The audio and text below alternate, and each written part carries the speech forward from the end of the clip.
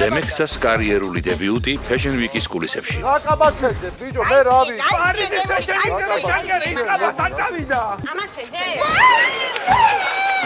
ვალუტის გადამსვლელი პუნქტი.